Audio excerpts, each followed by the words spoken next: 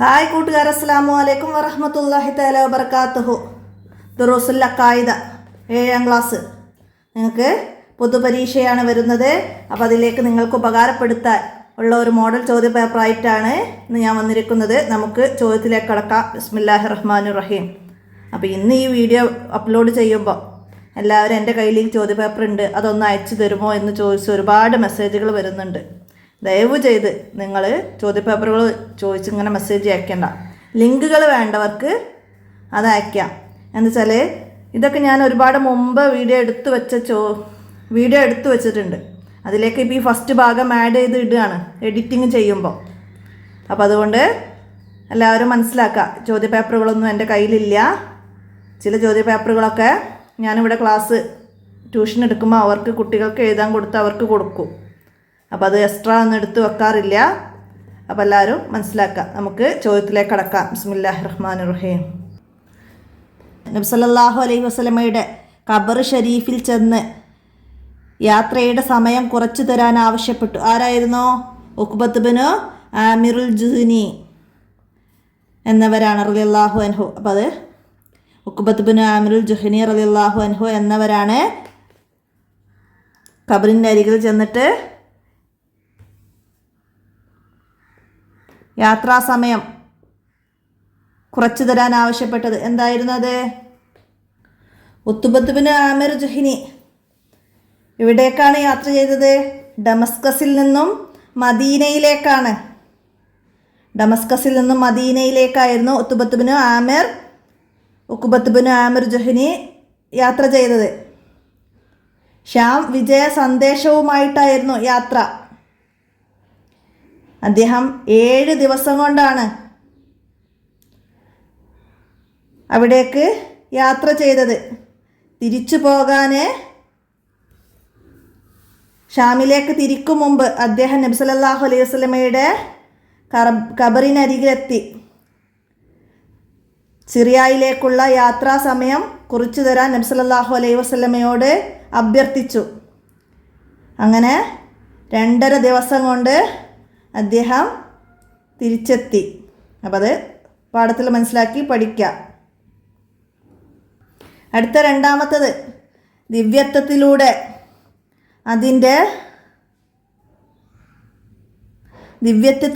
അതിൻ്റെ പ്രത്യേകതകളിലൂടെ അല്ലാഹു തആലാക്ക് പങ്കുകാരുണ്ടെന്ന് വിശ്വസിക്കൽ എന്താണ്? ഷിർക്കാണ്. അത് ഷിർക്കാണ്. എന്താണ് ഷിർക്ക്? ദിവ്യത്വത്തിലോ അതിൻ്റെ പ്രത്യേകതകളിലോ അല്ലാഹു തആലാക്ക് പങ്കുകാരുണ്ടെന്ന് വിശ്വസിക്കലാണ് ഷിർക്ക്. അപ്പോൾ അത് മനസ്സിലാക്കുക. എന്നാൽ സഹായം തേടൽ ഷിർക്കാവുകയില്ല. എപ്പോഴാണ്? സ്വയം ഉപകാരമോ ഉപദ്രവമോ ചെയ്യുമെന്ന് വിശ്വസിക്കുകയോ ഇബാദത്തിന് അർഹതയുണ്ടെന്ന് വിശ്വസിക്കുകയോ ചെയ്യാതെ സഹായം തേടുന്നത് ഷിർക്കല്ല. നബി സല്ലല്ലാഹു അലൈഹി വസല്ലമയോട് സ്വർഗത്തിൽ സഹായം വേണമെന്ന് ആവശ്യപ്പെട്ടു. ആരായിരുന്നു? റബിയ റളിയല്ലാഹു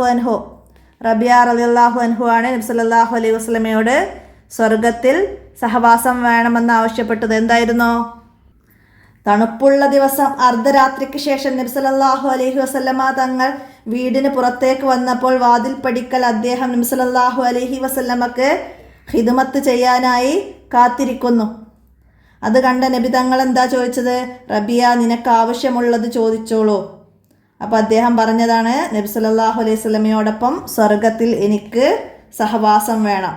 അപ്പം നബി സല്ലല്ലാഹു അലൈഹി വസല്ലമ എന്താണ് റബിയ റളിയല്ലാഹു അൻഹുവിനോട് പറഞ്ഞത്? എങ്കിൽ കൂടുതൽ സുജൂദ് ചെയ്ത് എന്നെ സഹായിക്കൂ എന്നാണ്. അപ്പം ഇതിലൂടെ നമുക്ക് എന്ത് മനസ്സിലാക്കാം? അള്ളാഹു മാത്രമേ ഉപകാരവും ഉപദ്രവവും ചെയ്യൂ എന്ന വിശ്വാസത്തോടെ അവന് മാത്രമേ ആരാധ്യനുള്ളൂ എന്ന് നമുക്ക് മനസ്സിലാക്കാം. അടുത്തത്, ആസഫ് ബിൻ ബർഹിയ എന്ന വലിയ ബിൽക്കീസ് രാജ്ഞിയുടെ സിംഹാസനം എത്തിച്ചു. എവിടേക്കാണ് എത്തിച്ചത്? സബയിലാണ് ബിൽക്കീസ് രാജ്ഞിയുടെ കൊട്ടാരം. അവിടെ നിന്ന് ആസഫ് ബിൻ ബർഹിയ എന്ന വലിയ ബൈത്തുൽ മുഖദ്ദസിലേക്ക് സിംഹാസനം എത്തിച്ചു. സുലൈമാൻ നബി അലൈഹി ഇസ്ലാമിൻ്റെ കൊട്ടാരമാണ് ബൈത്തുൽ മുഖദ്ദസ്. അവിടേക്കാണ് എത്തിച്ചത്. അത് ഫലസ്തീനിലാണ്. അപ്പോൾ അത് മനസ്സിലാക്കുക. സബ യമനിലാണ്. അടുത്ത ഇമാം മഹദി റളിയല്ലാഹു അൻഹു ഭൂമിയിൽ ഭരണം നടത്തും. എത്ര വർഷമാണ്? 7 വർഷമാണ്. 7 വർഷം ഭൂമിയിൽ ഭരണം നടത്തും. അടുത്തത് ദജ്ജാൽ പ്രവേശിക്കാത്ത 2 സ്ഥലങ്ങൾ. മക്ക മദീന ഒഴികെ എല്ലാ സ്ഥലങ്ങളിലും ദജ്ജാൽ പ്രവേശിക്കും.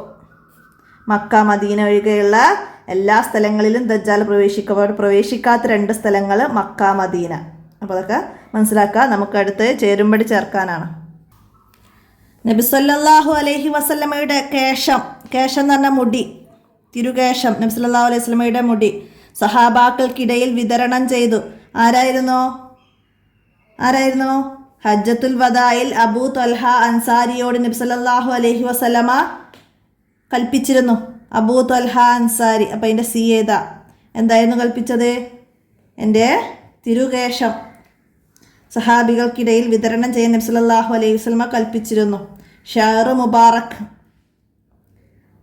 കൊണ്ട് ബർക്കത്തെടുക്കാം. അതിനെക്കുറിച്ച് ഇമാം നബി പറയുന്നു. എന്താ പറയുന്നത്? നബി തങ്ങളുടെ ഷഅർ മുബാറക്ക് ബറക്കത്തിന് ഉപയോഗിക്കാമെന്നും അത് സൂക്ഷിച്ചു വെക്കാമെന്നും നബി സല്ലല്ലാഹു അലൈഹി വസല്ലമ ഈ പറഞ്ഞതിൽ നിന്ന് നമുക്ക് മനസ്സിലാക്കാം. അതുപോലെ തന്നെ ഇമാം സുർക്കാനിയും പറയുന്നുണ്ട്, നബി സല്ലല്ലാഹു അലൈഹി വസല്ലമയെ ഓർക്കാനും ബർക്കത്തിനും എപ്പോഴും ഉപയോഗിക്കാമെന്നുമാണ് നബി തങ്ങൾ അങ്ങനെ ചെയ്തതിന് കാരണം. അടുത്ത എന്താണ്? നബി സല്ലല്ലാഹു അലൈഹി വസല്ലമയുടെ ജുബ്ബ കഴുകിയ വെള്ളം രോഗികൾക്ക് നൽകി. ആരായിരുന്നു? നബി സല്ലല്ലാഹു അലൈഹി വസല്ലമയുടെ ജുബ്ബ സൂക്ഷിച്ചു വെച്ചത് ആരായിരുന്നു? അസ്മാ റളിയല്ലാഹു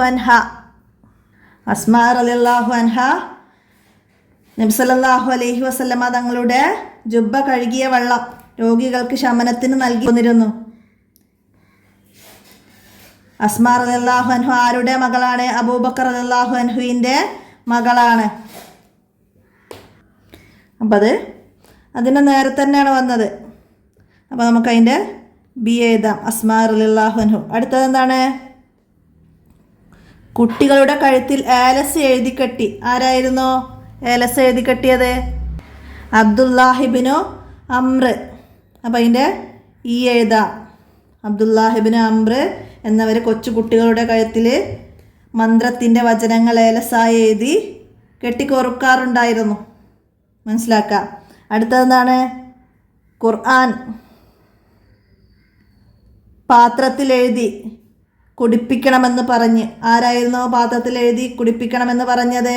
സ്ത്രീകൾക്ക് പ്രസവം പ്രയാസകരമായ ആയത്തുകളും വചനങ്ങളും പാത്രത്തിൽ എഴുതി കുടിപ്പിക്കണമെന്ന് പറഞ്ഞത് ആരായിരുന്നു? ഇബ്നു അബ്ബാസ് റളിയല്ലാഹു അൻഹു. അതിൻ്റെ നേരെ തന്നെയാണ് ഓപ്ഷൻ വന്നത്. അപ്പോൾ അതിൻ്റെ ഡി എഴുതാം.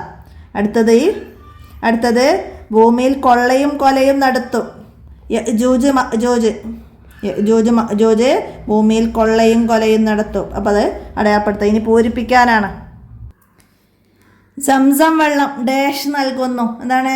സംസം വെള്ളം ഷിഫാ നൽകുന്നു. സംസം വെള്ളം ഷിഫാ നൽകുന്നു. മനസ്സിലാക്കുക. അടുത്തതെന്താണ്?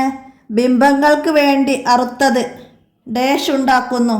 എന്താണ്? ബിംബങ്ങൾക്ക് വേണ്ടി അറുത്തത് ഉപദ്രവം ഉണ്ടാക്കുന്നു. ബിംബങ്ങൾക്ക് വേണ്ടി അറുത്തത് ഉപദ്രവം ഉണ്ടാക്കുന്നു. അടുത്തത് ആന്തരികമായ ഹൈറിൽ പെട്ടതാണ് മന്ത്രം. മനസ്സിലാക്കുക. അടുത്തത് നബി സല്ലല്ലാഹു അലൈഹി വസല്ലമ രോഗം ബാധിച്ചാൽ ഡാഷ് ഓതി ഊതുമായിരുന്നു. എന്താണ്? മുഅവ്വിദാത്ത്. നബി സല്ലല്ലാഹു അലൈഹി വസല്ലമ രോഗം ബാധിച്ചാൽ മുഅവ്വിദാത്ത് ഓതി ഊതുമായിരുന്നു. നബി സല്ലല്ലാഹു അലൈഹി വസല്ലമ ഫാത്തിമ ബീവിയുടെ മക്കളായ ഹസൻ, ഹുസൈൻ എന്നിവരെ മന്ത്രിക്കാറുണ്ടായിരുന്നു. അപ്പോൾ ആ ദുആ അവിടെ പാടത്ത് വരുന്നുണ്ട്. അപ്പോൾ അതൊക്കെ മനസ്സിലാക്കി പഠിക്കുക. വിട്ട ഭാഗം പൂരിപ്പിക്കാനൊക്കെ വരാം. ഇത് പ്രാർത്ഥിച്ചിരുന്നത് ആര്, സന്ദർഭം ഒക്കെ എഴുതാൻ വരും. മനസ്സിലാക്കുക. അടുത്തതെന്താണ്? അല്ലാഹു തആല ഇബ്ലീസിനെ ഡാഷിൽ നിന്ന് അകറ്റി. എന്തിൽ നിന്നാണ് അല്ലാഹു തആല ഇബ്ലീസിനെ അകറ്റിയത്? റഹ്മത്തിൽ നിന്നാണ് അല്ലാഹു തആല ഇബ്ലീസിനെ അകറ്റിയത്. റഹ്മത്തിൽ നിന്ന്. മനസ്സിലാക്കുക. അള്ളാഹു മലക്കുകളോട് എന്താണ് കൽപ്പിച്ചത്? ആദം നബി അലൈഹി ഇസ്ലാമിനെ കിബിലയാക്കി സുജൂദ് ചെയ്യാൻ കൽപ്പിച്ചു. ഇബ്ലീസ് അഹങ്കരിച്ചു. ഇബ്ലീസിനെ റഹ്മത്തിൽ നിന്ന് അകറ്റി. അതിന് കാരണം എന്താ? അള്ളാഹു ആദരിച്ച ആദം അലൈഹിസ്സലാമിനെ അവൻ ആദരിച്ചില്ല. അള്ളാഹു ആദരിച്ചതിനെ ആദരിച്ചില്ല. അതാണ്. നരകം നിറക്കും ആരെക്കൊണ്ടാണ്? ഇബ്ലീസിൻ്റെ അനുയായികളെ കൊണ്ട്. അള്ളാഹു പറഞ്ഞു ഇബ്ലീസിനോട് നിന്നെയും നിന്റെ അനുയായികളെ കൊണ്ടും നരകം നിറയ്ക്കുമെന്ന്. മനസ്സിലാക്കുക. അള്ളാഹു താല ആദരിച്ചതിനെ ആദരിക്കൽ ഡേഷിൻ്റെ ഭാഗമാണ്. എന്താണ്? അള്ളാഹു ആദരിച്ചതിനെ ആദരിക്കൽ എന്തിൻ്റെ ഭാഗമാണ്? ഈമാനിൻ്റെ ഭാഗമാണ്. അള്ളാഹു ആദരിച്ചതിനെ ആദരിക്കൽ ഈമാനിൻ്റെ ഭാഗമാണ്. അള്ളാഹു താല ആദരിച്ച വസ്തുക്കൾ ഏതൊക്കെയാണ്? പരിശുദ്ധ ഖുർആന്, കഅബ ഷരീഫ്, മസ്ജിദുകൾ, മതഗ്രന്ഥങ്ങൾ. അതൊക്കെ അള്ളാഹു താല ആദരിച്ച വസ്തുക്കളാണ്. ആദരിച്ച വിഭാഗങ്ങൾ, വ്യക്തികൾ ആരൊക്കെയാണ്? അമ്പിയാക്കൾ, ഔലിയാക്കൾ, ഉലമാക്കൾ, ശുഹദാക്കൾ, സജ്ജനങ്ങൾ, സ്വാലിഹീങ്ങൾ. അതൊക്കെ അള്ളാഹു താല ആദരിച്ച വ്യക്തികളാണ്. അതൊക്കെ ഇതിൻ്റെ കൂടെ മനസ്സിലാക്കുക. അടുത്തത്, അള്ളാഹു താല ഇബ്ലീസിനെ ശപിക്കാൻ കാരണം എന്ത്? നമ്മൾ നേരത്തെ പറഞ്ഞിരുന്നു. എന്താണ് ശപിക്കാൻ കാരണം? അള്ളാഹു ആദരിച്ച ആദം നബി അലൈഹി ഇസ്ലാമിനെ ആദരിച്ചില്ല. അള്ളാഹു ഇബ്ലീസിനെ റഹ്മത്തിൽ നിന്ന് അകറ്റി. ഇബ്ലീസ് അഹങ്കരിച്ചതാണ് അതിന് കാരണം. മനസ്സിലാക്കുക. ആദരിക്കൽ കുറ്റകരമാണ്. അള്ളാഹു നിന്ദിച്ചതിനെ ആദരിക്കൽ കുറ്റകരമാണ്. അള്ളാഹു ആദരിക്കൽ അള്ളാഹുവിനുള്ള ഇബാദത്താണ്. ആദരിക്കേണ്ട 4 വിഭാഗങ്ങളുടെ പേര് എഴുതുക. അപ്പോൾ നമ്മൾ നേരത്തെ പറഞ്ഞു വിഭാഗങ്ങൾ: സ്വാലിഹീങ്ങൾ, അമ്പിയാക്കൾ, ഔലിയാക്കൾ, ഉലമാക്കൾ, ശുഹദാക്കൾ. ആദരിക്കേണ്ട 4 വസ്തുക്കൾ അതും പറഞ്ഞു നമ്മൾ: ഖുർആന്, മതഗ്രന്ഥങ്ങൾ, കഅബത്തുൽ മുക്കറമ, മസ്ജിദുകൾ. അടുത്തത് ഇസ്തിയാഷയെ പറ്റി താജുദ്ദീൻ സുബ്ക്കി റളിയല്ലാഹു അൻഹു പറഞ്ഞതെന്ത്? എന്താണ് പറഞ്ഞത്? ഇസ്തിയാഷ എന്ന് പറഞ്ഞാൽ സഹായം തേടുന്നതിനെ കുറിച്ചാണ്. എന്താണ് സുബ്ക്കി ഇമാമ് പറഞ്ഞത്? എന്താണ്? നബി സല്ലല്ലാഹു അലൈഹി വസല്ലമ തങ്ങൾ മുഖേന അള്ളാഹുവിലേക്ക് തവസ്സുലും ഇസ്തിയാഷയും തശഫുഹും നടത്താം. അത് നല്ല കാര്യമാണ്. മതബോധമുള്ള എല്ലാവർക്കും ഇതറിയാം. അമ്പിയാക്കർ, മുർസലുകൾ, സജ്ജനങ്ങൾ, പണ്ഡിതന്മാർ, സാധാരണക്കാർ എന്നിവരെല്ലാം ഇത് ചെയ്തു പോരുന്നു. നമ്മൾ അമ്പിയാക്കളെയും മുർസലുകളെയും പണ്ഡിതന്മാരെയൊക്കെ നമ്മൾ ഇസ്തിയാഷ ചെയ്തു വരുന്നു. അപ്പോൾ എന്താണ് ഇസ്തിയാഷ? അള്ളാഹുവിലേക്ക് നബി സല്ലല്ലാഹു അലൈഹി വസല്ലമ തങ്ങൾ മുഖേന തവസ്സുലും ഇസ്തിയാഷയും തശഫുവും നടത്താം എന്നതാണ് ഇമാം സുബ്ക്കി ഇസ്തിയാഷയെ കുറിച്ചിട്ട് പറഞ്ഞത്. അപ്പോൾ മനസ്സിലാക്കി പഠിക്കാം. അടുത്തത് എന്താണ്? സഹായം തേടൽ ഷിർക്കാകും എപ്പോഴാണ് സഹായം തേടൽ ഷിർക്കാകുന്നത്? നമ്മൾ നേരത്തെ പറഞ്ഞിരുന്നു തോന്നുന്നു. ഒന്നും കൂടെ പറയാം. അപ്പം എന്താണ്? സ്വയം ഉപകാരമോ ഉപദ്രവമോ ചെയ്യുമെന്ന് വിശ്വസിക്കുകയോ ഇബാദത്തിന് അർഹതയുണ്ടെന്ന് വിശ്വസിക്കുകയോ ചെയ്ത് സഹായം തേടലാണ് ഷിർക്ക്. അങ്ങനെ സഹായം തേടുന്നത് ഷിർക്കാകും. അല്ലാഹു തആല അല്ലാതെ മറ്റാരെങ്കിലും സ്വയം ഉപകാരമോ ഉപദ്രവമോ ചെയ്യുമെന്ന് വിശ്വസിക്കുകയോ ഇബാദത്തിന് അർഹതയുണ്ടെന്ന് വിശ്വസിക്കുകയോ ചെയ്താൽ അവരെ റബ്ബും ഇലാഹുമാക്കലാണ്. അത് ഷിർക്കാണ്. എന്നാൽ സഹായം തേടുന്നത് ഷിർക്കാവുകയില്ല. സ്വയം ഉപകാരമോ ഉപദ്രവമോ ചെയ്യുമെന്ന് വിശ്വസിക്കുകയോ ഇബാദത്തിന് അർഹതയുണ്ടെന്ന് വിശ്വസിക്കുകയോ ചെയ്യാതെ തേടുന്നത് ഷിർക്കല്ല. അപ്പം അത് മനസ്സിലാക്കുക. അടുത്തെന്താണ്? മനുഷ്യപ്രകൃതി എന്തിനാണ് കൊതിക്കുന്നത്? സുഖം മാത്രം ലഭിക്കാനാണ് മനുഷ്യപ്രകൃതി കൊതിക്കുന്നത്. സുഖം മാത്രം ലഭിക്കാനാണ് മനുഷ്യപ്രകൃതി കൊതിക്കുന്നത്. തിന്മ ചെയ്യുന്നവരിൽ ചിലർ സുഖജീവിതം നയിക്കുന്നു. ലോകത്ത് മാറി മാറി വരുന്ന സന്തോഷവും ദുഃഖവും ഉണ്ട്. ലോകത്ത് മാറി മാറി വരുന്ന സന്തോഷവും ദുഃഖവുമുണ്ട്. മനുഷ്യൻ്റെ പ്രകൃതി കൊതിക്കുന്നത് സുഖം മാത്രം ലഭിക്കാൻ ആണ്. അപ്പോൾ അതൊക്കെ മനസ്സിലാക്കുക. ഔലിയാക്കളുടെയും നബിമാരുടെയും ജീവിതാവസ്ഥ എങ്ങനെയുള്ളതായിരുന്നു? സുഖദുഃഖ സമ്മിശ്രമായിരുന്നു ഔലിയാക്കളുടെയും നബിമാരുടെയും ഒക്കെ ജീവിതം. ഇഹലോകത്തിൻ്റെ അവസ്ഥ എന്തിനാണ് ആവശ്യപ്പെടുന്നത്? ഒരു ശാശ്വത സുഖം ലഭിക്കുന്ന ഒരു ലോകത്തെയാണ് ഇഹലോകത്തെ അവസ്ഥ ആവശ്യപ്പെടുന്നത്. എന്താണ് പരലോകം? സമ്പൂർണ്ണ നീതി നടപ്പാക്കുന്ന ലോകം. കുറ്റവാളി കുറ്റത്തിനനുസരിച്ച് ശിക്ഷിക്കപ്പെടുന്ന ലോകം. നന്മ ചെയ്തവന് നന്മയുടെ തോതനുസരിച്ച് പ്രതിഫലം ലഭിക്കുന്ന ലോകം. ആ ലോകമാണ് പരലോകം. സമ്പൂർണ്ണ നീതി നടപ്പാക്കുന്ന ഒരു ലോകം, പരലോകം വേണം. കാരണം അതെന്താണ്? കുറ്റവാളി കുറ്റത്തിനനുസരിച്ച് ശിക്ഷിക്കപ്പെടാനും നന്മ ചെയ്തവന് നന്മയുടെ തോതനുസരിച്ച് പ്രതിഫലം ലഭിക്കാനുമാണ് സമ്പൂർണ്ണ നീതി നടപ്പാക്കുന്ന ഒരു ലോകം, അതായത് പരലോകം വേണം. അതിൻ്റെ കാരണം ഇതാണ്: കുറ്റവാളി കുറ്റത്തിനനുസരിച്ച് ശിക്ഷ നടപ്പാക്കുകയും നന്മ ചെയ്തവർക്ക് നന്മയുടെ തോതനുസരിച്ച് പ്രതിഫലം ലഭിക്കാനുമാണ്. പരലോകം തുടങ്ങുന്നത് എപ്പോഴാണ്? അന്ത്യദിനത്തോടെയാണ് അത് തുടങ്ങുന്നത്. പ്രപഞ്ചത്തിൻ്റെ ഇപ്പോഴത്തെ അവസ്ഥ എന്താണ്? മാറ്റങ്ങൾക്ക് വിധേയമായി കൊണ്ടിരിക്കുകയാണ്. ഇവിടെയുള്ള വിഭവങ്ങളൊക്കെ തീർന്നു കൊണ്ടിരിക്കുകയാണ്. കാലാവസ്ഥാ വ്യതിയാനം പല ജീവികളുടെയും നാശത്തിനും മനുഷ്യജീവിതം ക്ലേശകരമാക്കുന്നതിനും ഇടയാക്കുന്നു. പല ജീവികളുടെയും നാശത്തിനും മനുഷ്യജീവിതം ക്ലേശകരമാക്കാനും കാലാവസ്ഥയുടെ വ്യതിയാനം ഇടയാക്കിയിട്ടുണ്ട്. അപ്പോൾ അത് മനസ്സിലാക്കുക. ഭൂമിയെക്കുറിച്ച് ശാസ്ത്രജ്ഞന്മാർ മുന്നറിയിപ്പ് നൽകുന്നു. എന്താണ്? ഇവിടെ മനുഷ്യവാസം അവസാനിക്കാനും ലോകം ഇല്ലാതാകാനും കൂടുതൽ കാലമില്ലെന്ന് ശാസ്ത്രജ്ഞർ മുന്നറിയിപ്പ് നൽകുന്നുണ്ട്. അന്ത്യനാൾ യാഥാർത്ഥ്യമാണ്. വിട്ടപാമ്പ് പൂർപ്പിക്കാനൊക്കെ വരും. അന്ത്യനാൾ യാഥാർത്ഥ്യമാണ്. ഓക്കെ, നമുക്ക് അടുത്ത ചോദ്യം നോക്കാം. എന്താണ്? നബിമാരുടെയും ഔലിയാക്കളുടെയും ജീവിതാവസ്ഥ എങ്ങനെയുള്ളതായിരുന്നു? നമ്മൾ നേരത്തെ പറഞ്ഞിരുന്നു. എന്താണ്? സുഖദുഃഖ സമ്മിശ്രമായിരുന്നു. ഇഹലോകത്തെ അവസ്ഥ എന്തിനെയാണ് ആവശ്യപ്പെടുന്നത്? ശാശ്വതമായ സുഖം ലഭിക്കാനാണ് ഇഹലോകത്തെ അവസ്ഥ ആവശ്യപ്പെടുന്നത്. മനസ്സിലാക്കുക. അടുത്ത ഇനി 5 വരിയിൽ കുറയാതെ എഴുതാനാണ്. അന്ത്യനാളിനെ കുറിച്ചിട്ടാണ് എഴുതേണ്ടത്.